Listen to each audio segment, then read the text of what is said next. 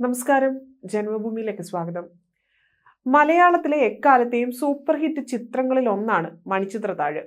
1993 റിലീസായ ഫാസിൽ ചിത്രം ഇപ്പോൾ വീണ്ടും തിയേറ്ററുകളിൽ റിലീസ് ചെയ്തിരിക്കുകയാണ്.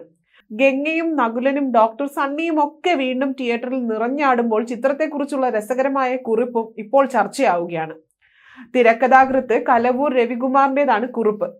യഥാർത്ഥത്തിൽ അസുഖം ഗംഗയ്ക്കല്ല നകുലനാണ് എന്ന വരികളോടെയാണ് കുറിപ്പ് തുടങ്ങുന്നത്. എന്തായാലും നമുക്ക് ആ കുറിപ്പിന്റെ പൂർണ്ണ രൂപം ഒന്ന് വായിക്കാം. നകുലന്റെ ലൈംഗിക വിരക്തിയും ഗംഗയുടെ ആസക്തിയും, അസുഖം നകുലനാണ്. ഇതാണ് വൈറൽ കുറിപ്പിന്റെ ഒരു ഹെഡിങ്. മലയാളത്തിലെ എക്കാലത്തെയും സൂപ്പർ ഹിറ്റ് ചിത്രങ്ങളിൽ ഒന്നാണ് മണിച്ചിത്രത്താഴ്. 1993 റിലീസായ ഫാസിൽ ചിത്രം വീണ്ടും ഇപ്പോൾ തിയേറ്ററിൽ റിലീസ് ചെയ്തിരിക്കുകയാണ്. ഗംഗയും നകുലനും ഡോക്ടർ സണ്ണിയും ഒക്കെ വീണ്ടും തിയേറ്ററിൽ നിറഞ്ഞാടുമ്പോൾ ചിത്രത്തെക്കുറിച്ചുള്ള രസകരമായ കുറിപ്പും ചർച്ചയാവുകയാണ്. തിരക്കഥാകൃത്ത് കലവൂർ രവികുമാറിൻ്റെതാണ് കുറിപ്പ്.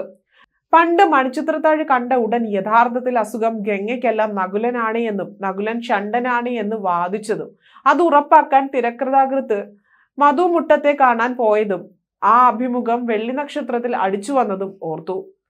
ഇപ്പോൾ അതിനൊരു പ്രസക്തി ഉണ്ടല്ലോ. അന്ന് ഞാൻ തിരുവനന്തപുരത്ത് കേരള കൗമുദിയിൽ ജേർണലിസ്റ്റ് ട്രെയിനിയാണ്. മണിച്ചിത്രത്താഴ് കണ്ടുവന്ന ഉടൻ വെള്ളി നക്ഷത്രം പത്രാധിപർ പ്രസാദ് ലക്ഷ്മണനോട് പറയുന്നു, നകുലൻ യഥാർത്ഥത്തിൽ ലൈംഗിക ബന്ധത്തോട് ഒരു താല്പര്യവുമുള്ള ആളല്ല. അതിനാൽ ഗംഗയ്ക്ക് അടുത്ത വീട്ടിലെ മഹാദേവനോട് തോന്നുന്ന കാമമാണ് ചിത്രത്തിന്റെ കഥ. പ്രസാദ് ലക്ഷ്മൺ എന്നെ ഓടിച്ചില്ല, എന്തോ അങ്ങനെ തോന്നാൻ എന്നായി. എനിക്ക് സംശയം തോന്നിയത് ചിത്രത്തിലെ വരുവാനില്ലാരും എന്നു തുടങ്ങിയ പാട്ട് കേട്ടപ്പോഴാണ്. ഈ പാട്ട് മാത്രം മണിച്ചിത്രത്താഴിന്റെ ഗാനരചയിതാവല്ല എഴുതിയത്, തിരക്കഥ എഴുതിയ മധുമുട്ടമാണ്. എന്തിന് കഥാകൃത്ത് അതിന് തുനിഞ്ഞു? അതിൽ ചിത്രത്തിൽ അദ്ദേഹം ഒളിപ്പിച്ച കഥ അങ്ങനെ തന്നെ ഉണ്ട് എന്ന് തോന്നി. വരുന്നില്ലാരും എന്നാലും പാതിവാതിൽ ചാരി ഞാൻ കാത്തിരിക്കുന്നുവെന്നും പാട്ടിലുണ്ട്. വിവാഹിതയായ ഗംഗയുടെ ജീവിതത്തിൽ ഇനി ആരും വരാനില്ല എങ്കിലും അവർ കാത്തിരിക്കുന്നുണ്ട്. കാരണവും പാട്ടിൽ കാണാം. ഞാനൊരു പൂക്കാത്ത മാങ്കൊമ്പാണ് എന്നും പാട്ടിൽ ഗംഗ വിഷാദിക്കുന്നു. അവർ പ്രസവിച്ചിട്ടില്ല എന്ന് അവ പൂക്കാത്ത മാങ്കൊമ്പ് എന്ന പ്രയോഗത്തിൽ മധുമുട്ടം ധ്വനിപ്പിച്ചത്. കഥാപാത്രങ്ങളുടെ പേരുകൾ മറ്റൊരു സൂചനയായി തോന്നി. ഗംഗ കുലമില്ലാത്തവൻ എന്നർത്ഥം വരുന്ന നകുലനോടാണോ ചേരേണ്ടത്, ശിവനോടാണോ? മഹാദേവൻ ശിവന്റെ മറ്റൊരു പേരല്ലേ? മാത്രമല്ല ശിവനും ഗംഗയും തമ്മിലുള്ള ബന്ധം പവിത്രമല്ലല്ലോ. പാർവതി കാണാതെ ജടയിൽ ഗംഗയെ ഒളിപ്പിച്ചിരിക്കുകയല്ലേ ശിവൻ. ഇവിടെ ഗംഗയ്ക്ക് മഹാദേവനോട് തോന്നുന്ന ബന്ധവും പവിത്രമല്ല. ഒരു ഉത്സവരാവിൽ മഹാദേവനെ കയറി പിടിക്കുന്ന ഗംഗ ചിത്രത്തിലുണ്ട്. അതിനേക്കാൾ ഏറെ മഹാദേവനോട് തനിക്കുള്ള അഭിനിവേശം കണ്ടെത്താതിരിക്കാൻ തന്നെ ഗംഗ പലതും കാട്ടിക്കൂട്ടുന്നുണ്ട്. മഹാദേവനെ വിവാഹം ചെയ്യാനൊരുങ്ങുന്ന അല്ലിയെ കൊല്ലാനും ശ്രമിക്കുന്നുണ്ട്. പിന്നെ നവവിവാഹിതരല്ലെങ്കിലും ഗംഗയും നകുലനും തമ്മിൽ ഒരു ആലിംഗന രംഗം പോലും കണ്ടില്ല. കിടപ്പറയിലും നകുലൻ ജോലി ചെയ്യുകയാണ്. ഗംഗ അപ്പോൾ ചോദിക്കുന്നുണ്ട്, നകുലേട്ടൻ കിടക്കാറായോ? അതൊരു ക്ഷണമല്ലേ? പക്ഷെ അയാൾ തനിക്ക് ജോലിയുണ്ട് എന്നും ആ ക്ഷണം നിരാകരിക്കുന്നു.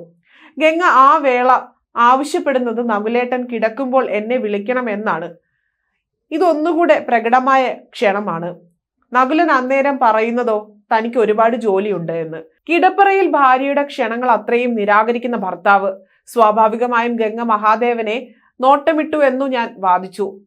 ഇപ്പോ ചീത്ത കിട്ടുമെന്ന് പ്രതീക്ഷിച്ചു എനിക്ക്. പ്രസാദ് ലക്ഷ്മൺ 650 രൂപ എടുത്തു തന്നു. അന്ന് കേരള കൗമുദിയിലെ ശമ്പളം തന്നെ 500 രൂപയാണ്.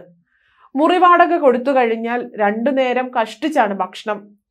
സജീവ് കുമാർ TK ആണ് ഇടയ്ക്കിടെ വീട്ടിൽ കൊണ്ടുപോയി ഭക്ഷണം തന്നിരുന്നത്. അതുകൊണ്ട് ഞാൻ ആ രൂപ ഉടനെ ചാടിപ്പിടിച്ചു. പിന്നെ നേരെ മാവേലിക്കരയിലേക്ക് പോയി മധുമുട്ടത്തെ കാണാൻ. അദ്ദേഹവും അമ്മയും മാത്രമാണ് ആ വീട്ടിൽ ഉണ്ടായിരുന്നത്. ഉച്ച നേരത്ത് കയറി ചെന്ന എനിക്ക് ആ അമ്മ ഊണും മീൻ പൊരിച്ചതും തന്നു. പിന്നെ മധുമുട്ടത്തോട് ഞാൻ എന്റെ വാദങ്ങൾ ഒന്നാകെ നിരത്തി. കുറെ നേരം അദ്ദേഹം ഒന്നും മിണ്ടാതെ എന്നെ നോക്കിയിരുന്നു. പിന്നെ എഴുതുമോ എന്ന് ചോദിച്ചു. ഞാൻ ആത്മവിശ്വാസമില്ലാതെ തലയാട്ടി. പിന്നെ അദ്ദേഹം എന്റെ കൈകൾ കവർന്ന് മന്ത്രിച്ചു. ഒരാൾ ഇങ്ങനെ സൂക്ഷ്മമായി എന്നെ തിരിച്ചറിഞ്ഞല്ലോ, സന്തോഷം. ഒന്നും പറയാനാവാതെ ഞാൻ ഇറങ്ങി നടന്നു. തിരിച്ചുള്ള യാത്രയിൽ ബസ്സിൽ സീറ്റൊന്നും കിട്ടിയില്ല. അതൊന്നും ഞാൻ അറിഞ്ഞില്ല. ഞാൻ മധുമുട്ടത്തെ പറ്റി തന്നെ ആലോചിക്കുകയായിരുന്നു. അടുത്ത ആഴ്ച വെള്ളി നക്ഷത്രത്തിൽ ഈ എഴുത്ത് അത്രയും അടിച്ചു വന്നു. പ്രസാദ് ലക്ഷ്മണന്റെയോ അന്ന് അവിടെ ഉണ്ടായിരുന്ന ബീന രഞ്ജിനിയുടെയോ പക്കൽ ആ ലക്കം ഉണ്ടാകുമോ? എന്റെ പക്കലില്ല. വെള്ളി നക്ഷത്രത്തിൽ ഇതിന്റെ പൂർണ്ണ ഫയൽ കോപ്പി ഉണ്ടെങ്കിൽ അവർക്കത് ഇപ്പോൾ വേണമെങ്കിൽ പുനർപ്രസിദ്ധീകരിക്കാവുന്നതേ ഉള്ളൂ. ചിത്രം വീണ്ടും റിലീസ് ചെയ്തിരിക്കുകയല്ലേ. മധുമുട്ടത്തെ പിന്നെ ഞാൻ കണ്ടിട്ടില്ല. അദ്ദേഹം ആ അഭിമുഖം വായിച്ചോ എന്നും അറിയില്ല. എന്തായാലും അടുത്ത വീട്ടിലെ യുവാവിനോട് ആസക്തി തോന്നിയ നവവധുവിന്റെ കഥ എത്ര ഭംഗിയായി അദ്ദേഹം ആ ചിത്രത്തിൽ ഒളിപ്പിച്ചു. ഒരിക്കൽ ആലപ്പുഴയിൽ ഒരു പ്രാദേശിക ചാനലിന് വേണ്ടി ഫാസിൽ സാറിനെ ഇന്റർവ്യൂ ചെയ്തപ്പോൾ സുരേഷ് ഗോപിക്ക് അറിയാമായിരുന്നോ ഈ അംഗപ്പെരുന്നാൾ എന്ന് ഞാൻ ചോദിച്ചു. ആർക്കും അറിയില്ല എന്ന് അദ്ദേഹം ചിരിച്ചുകൊണ്ട് തലയാട്ടി. ഇനി ഒന്നുകൂടി മണിച്ചിത്രത്താഴ് കണ്ടു നോക്കൂ. തിരക്കഥാകൃത്തിന്റെയും സംവിധായകന്റെയും ചിരി നിങ്ങൾ കാണും. സത്യത്തിൽ ഉറക്കെയുള്ള ചിരി. ഇതായിരുന്നു ആ പോസ്റ്റ്.